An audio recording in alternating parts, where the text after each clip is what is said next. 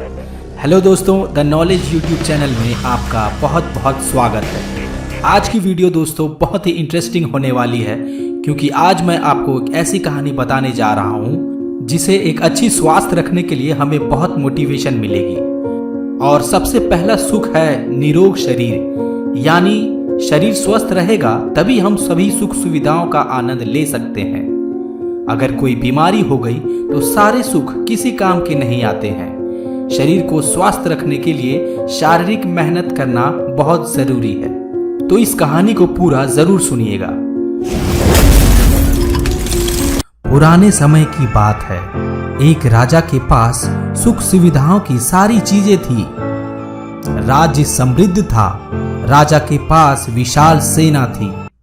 आसपास के राज्यों के शत्रु राजा पर आक्रमण करने की हिम्मत नहीं करते थे, क्योंकि राजा की सेना बहुत बड़ी थी। उसके पास कई बड़े योद्धा थे। राजा को कहीं आना जाना नहीं पड़ता था। वह दिन भर आराम करता था। काफी समय तक ऐसा ही चलता रहा कि राजा एक दिन बीमार हो गया। राज्य के बड़े बड़े वैद्य राजा का इलाज करने लगे, लेकिन राजा को कोई लाभ नहीं मिल पा रहा था। धीरे धीरे ये बात राज्य के शत्रुओं तक भी पहुंचने लगी। अब राजा को ये डर सताने लगा कि कहीं शत्रु राज्य पर आक्रमण न कर दे। तब राजा ने अपने राज्य में घोषणा करवा दी कि जो भी व्यक्ति राजा को ठीक करेगा उसे अपार धन दिया जाएगा। घोषणा के बाद अगले दिन कई वैद्य आए। एक बूढ़ा व्यक्ति भी आया। राजा ने बूढ़े व्यक्ति से पूछा कि आप क्या नुस्खा लेकर आए हैं।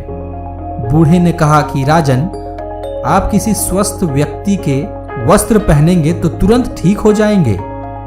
ये बात सुनकर दरबार के सभी लोग हंसने लगे। बूढ़े ने कहा कि राजन, आपने इतने नुस्खे अपनाए हैं, लेकिन लाभ नहीं मिला। मेरी ये बात भी मानकर देखें, आपको लाभ जरूर मिलेगा। राजा को बूढ़े की बात सही लगी।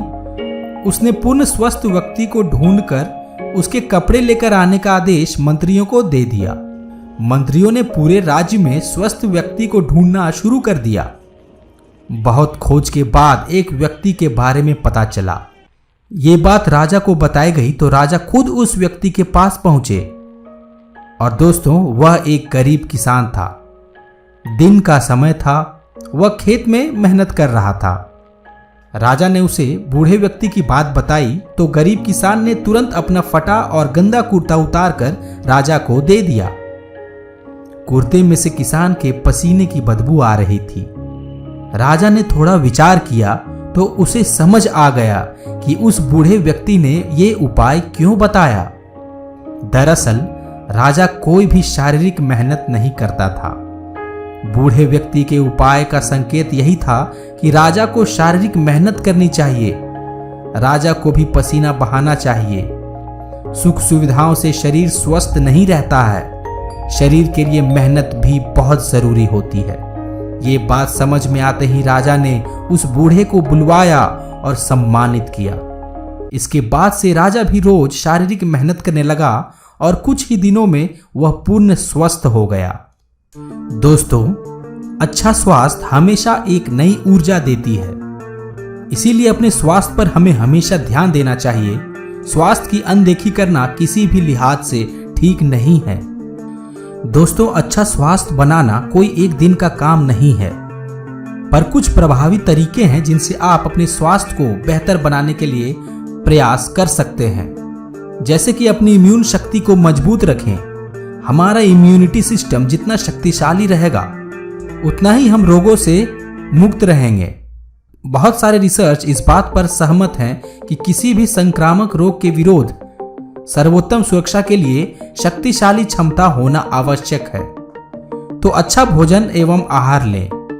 मानव शरीर बनाने के लिए भोजन मूल सामग्री है। हम क्या खाते हैं इसका बहुत बड़ा प्रभाव हमारे शरीर के स्वास्थ्य और उसकी मजबूती पर पड़ता है। और दोस्तों, साथ ही साथ नींद व आराम भी बहुत जरूरी होती है एक अच्छे स्वास्थ्य के लिए। रात की अच्छी और गहरी नींद शरीर और मन दोनों पर अद्भुत असर करती है। दोस्तों, एक हेल्दी लाइफस्टाइल वो होती है जिसमें उठने और सोने का समय खाना खाने का समय, कसरत का समय, स्वस्थ वजन बनाए रखना और स्ट्रेस से दूर रहना शामिल होता है। एक अच्छी लाइफस्टाइल को अपनाने से आपका वजन सही रहेगा और आप हर दम तंदुरुस्त रहेंगे। शरीर को स्वस्थ रखना एक कर्तव्य है, एक ड्यूटी है, अन्यथा हम अपने मन को मजबूत और स्पष्ट नहीं रख पाएंगे। दोस्तों, गौतम बुद्ध के शिक्षाओं के अनुसार मेडिसिन बुद्धा यानी सामान्य रूप से बुद्धों का आशीर्वाद प्राप्त करते हैं तो विभिन्न अप्रिय चीजें, बाधाएं, बीमारी, अशांति शांत हो जाएंगी और करुणा, विश्वास, भक्ति, अंतर्दृष्टि और इसी तरह फलेंगे और बढ़ेंगे। गौतम बुद्ध से हमें जो भी सीख मिले हैं, अगर हम उसे सही ढंग से उसका अभ्यास करते हैं तो उस समय जो कुछ भी हमें सबसे ज्यादा पीड़ित कर रहा है उस पर आशीर्वाद को केंद्रित करना एक अच्छा विचार है।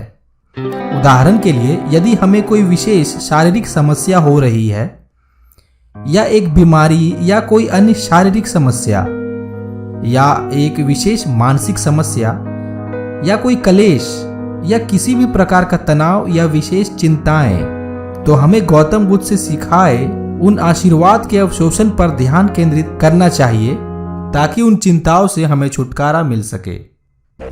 तो दोस्तों, आज के लिए बस इतना ही। आज का वीडियो आप लोगों को कैसा लगा मुझे कमेंट और लाइक करके ज़रूर बताइएगा। तब तक के लिए धन्यवाद।